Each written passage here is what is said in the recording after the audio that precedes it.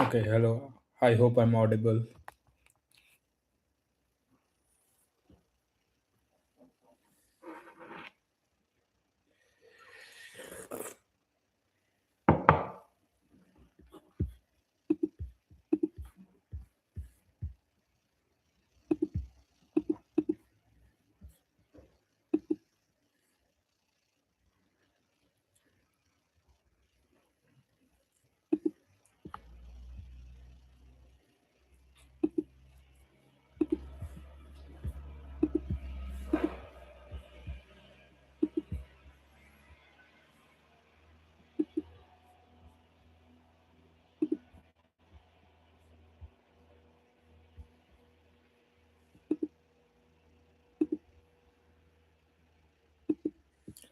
Okay. Basically, this live is for answering the questions you might have for the Stipendium Hungaricum scholarship. And the deadline for the application is in 2 days, 15th January.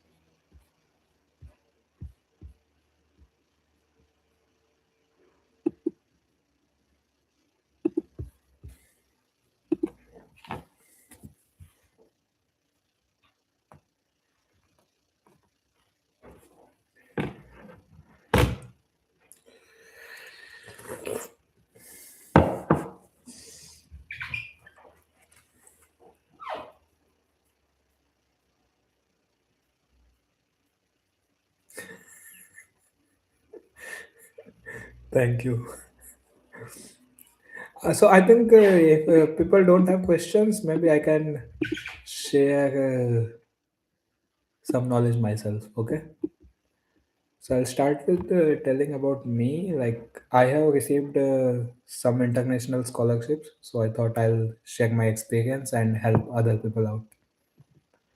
So I got like first time I got a scholarship to visit to Canada for 3 months, and then I got master's scholarship for France, and then now I got this Stipendium Hungaricum for PhD in Hungary. Apart from that, I have received some fundings for attending conferences, but that's other thing.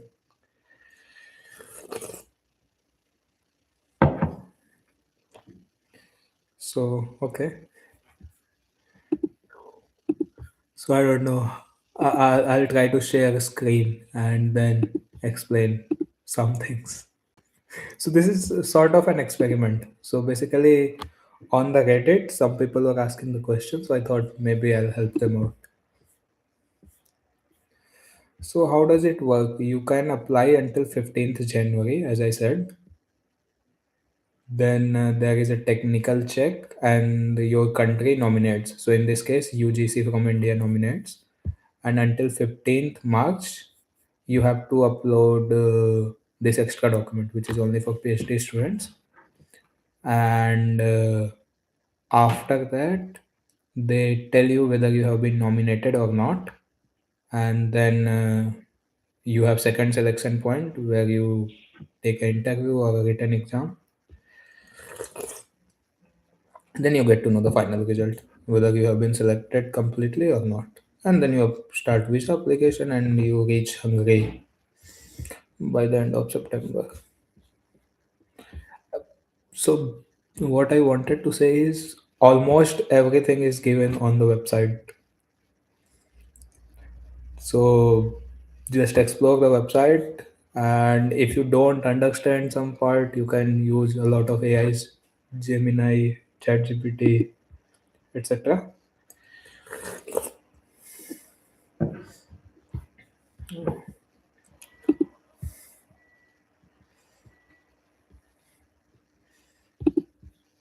Yeah. So That's how things are. So maybe I'll stay for 10 minutes. If nobody joins, I'll leave. If nobody asks some sensible question related to this stipendium thing.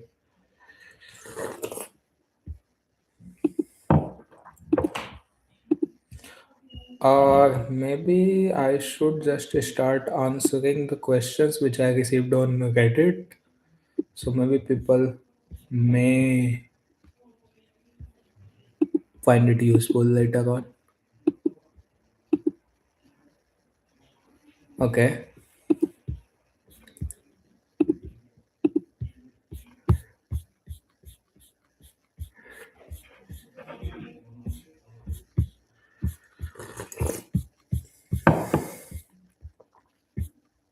Or I could say something from my personal experience. I think one of the main thing people worry a lot later.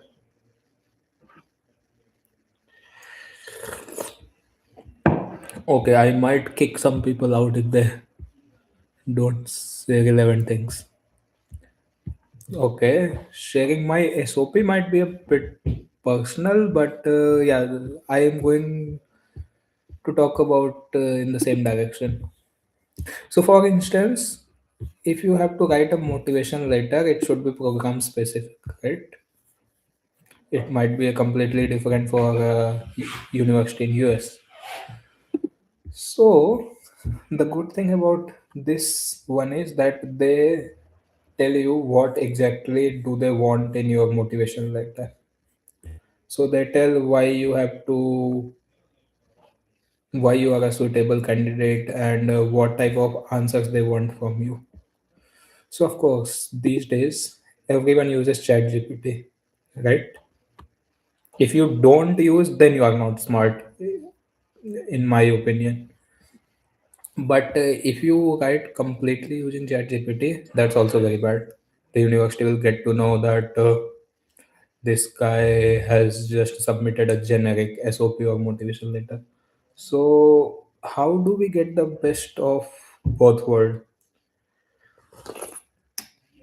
I can tell you what I did, uh, and my application was successful. So, hopefully, that helps you as well.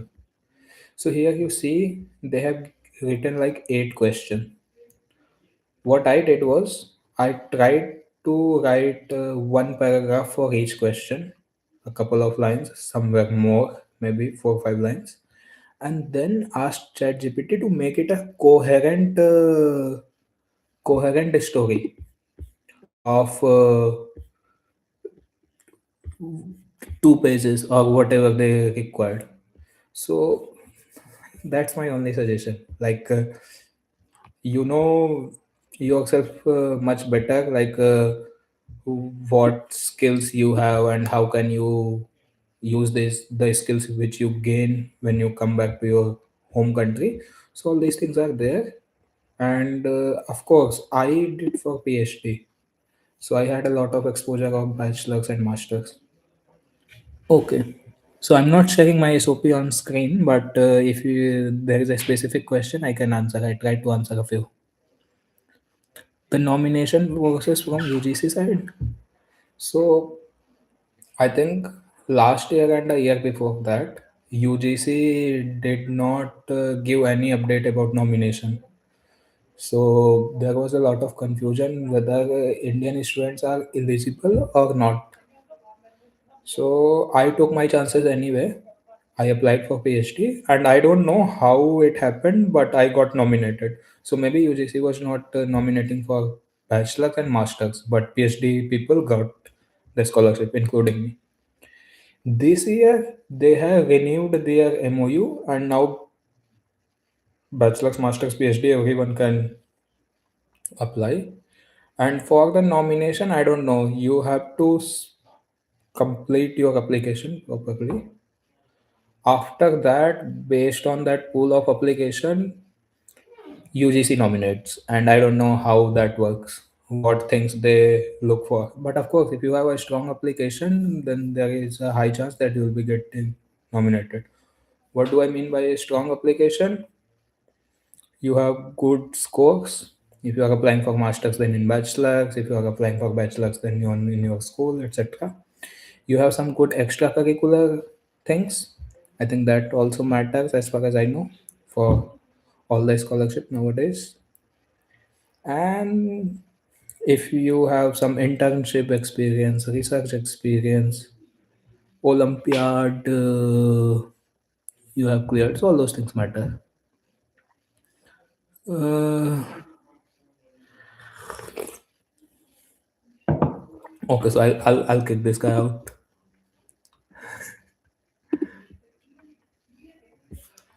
Uh, okay, so somebody asked how to write compelling emails.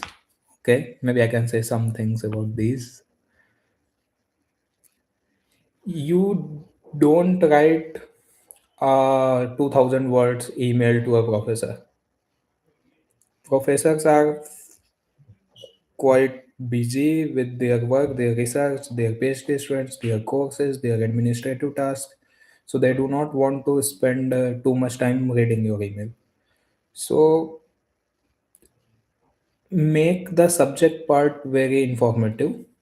Like from the subject of email, it should be clear what you want from the professor, and the professor should be able to skim through your emails within 2 minutes. And of course, do enough research about the professor before you write to someone. Even a professor in here in this university was telling me what type of email he gets. So suppose he works in number theory and he gets a email where there is a generic content.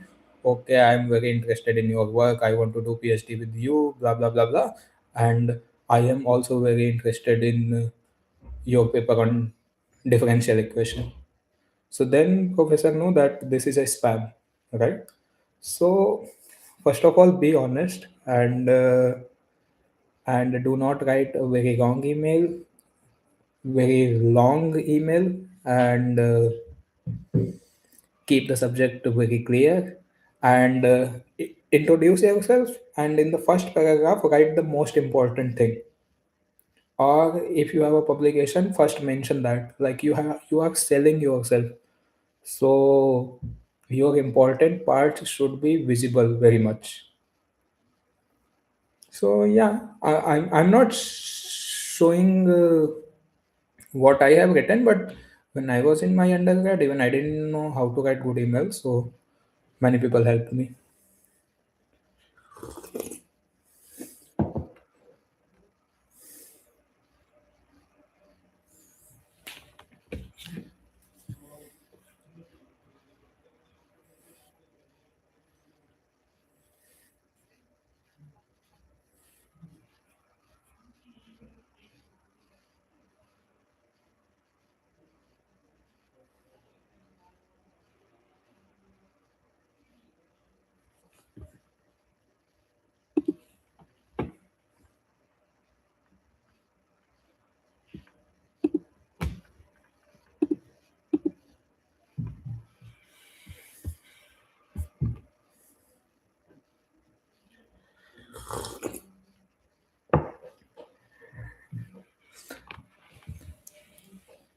So if you are applying for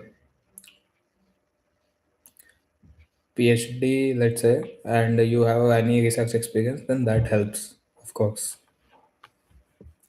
So institute doesn't matter. Wherever you have done some work, you just mention, and that helps you. So that may go. Why does your background make you a suitable candidate? You could mention there.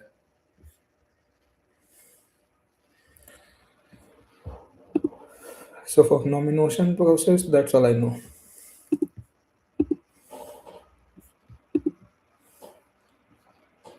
Yeah, there was a question on Reddit which I received. They asked, "Why do you think you got the scholarship? Like, what were your extracurriculars, and how did you format your motivation letter, and how was the interview and exams held?" Okay, good. So I talked about my formation of motivation letter, and my interview was super chill. I was very nervous, But then I even spoke to the professor after I came to the university this year, and they said, "Okay, we got your application and we realized you are a sincere candidate. So more or less, the interview was to just know about you. So they asked what I did in my master thesis, and then they said what type of things you are interested in. I thought they will ask a lot of questions from my research proposal, but they didn't ask much. So that was good for me. And why did I got the scholarship? That's a tough one to answer, but I think I got it because I had some good things in my profile. So I am double masters, one from India and one I did from Europe. And then I have a small research article. My grades were decent. So yeah, maybe all these things.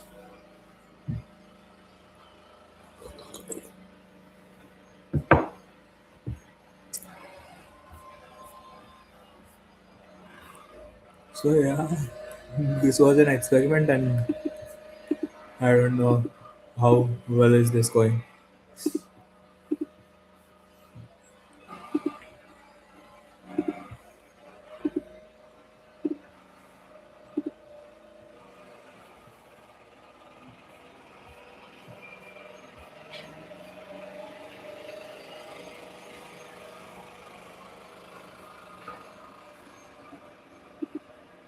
Oh, by the way, I thought I'll share this part that this is a very popular scholarship. Like in 2025, there were like around 80,000 applications for bachelor's, master's, PhD combined from all the countries. And they have given the data that most of the applications were from Asia and Asia and Africa. And they have given the top five most popular fields of study, so you know how competitive it is going to be for you.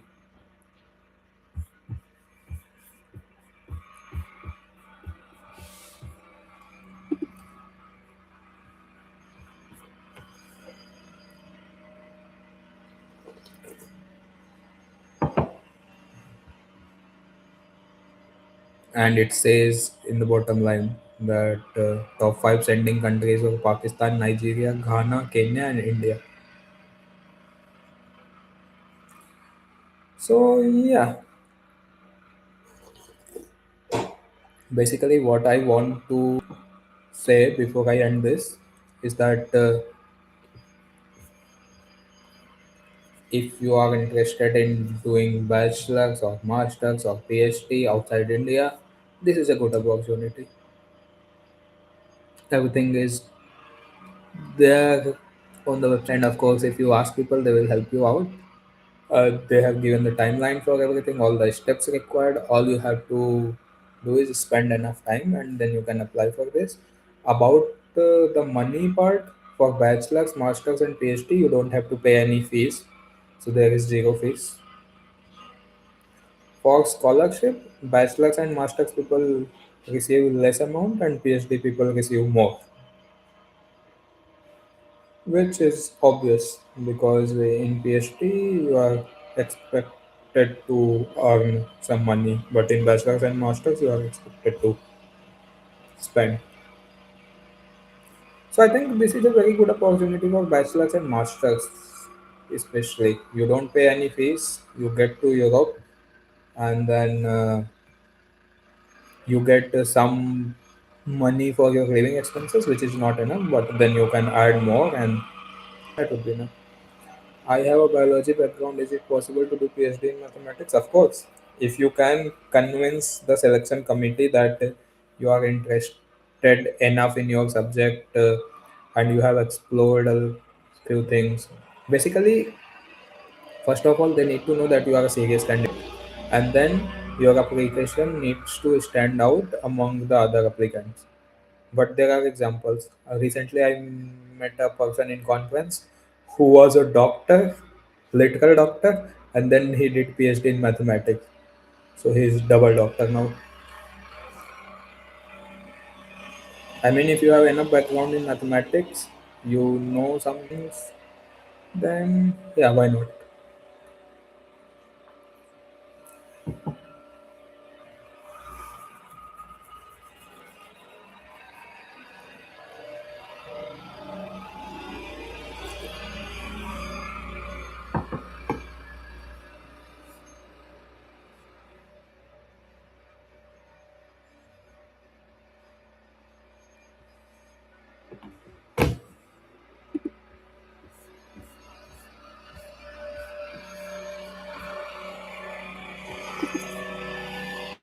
Free, tuition free for bachelor's, master's, and doctoral. Monthly stipend, it's like you get a room in dormitory and some 100 euro something for bachelor's, and for masters and for PhD you get around 450 euro.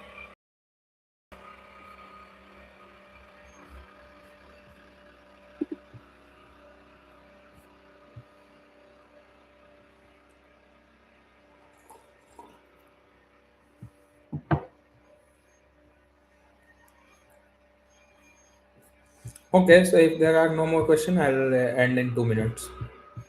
I'll just wait for 2 more minutes.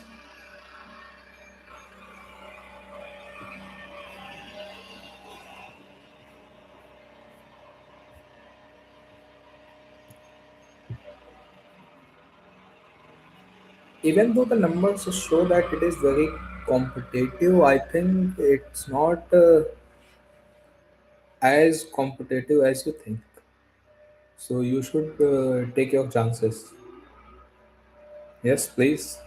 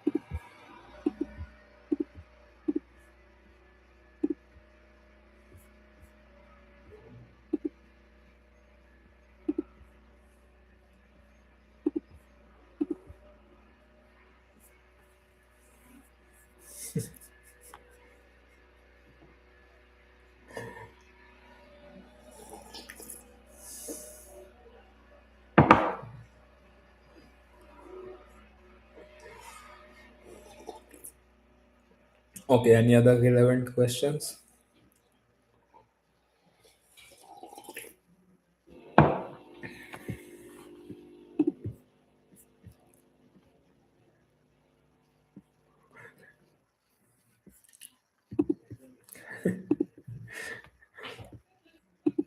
So yeah, I post, people say they are interested, and then I don't see them.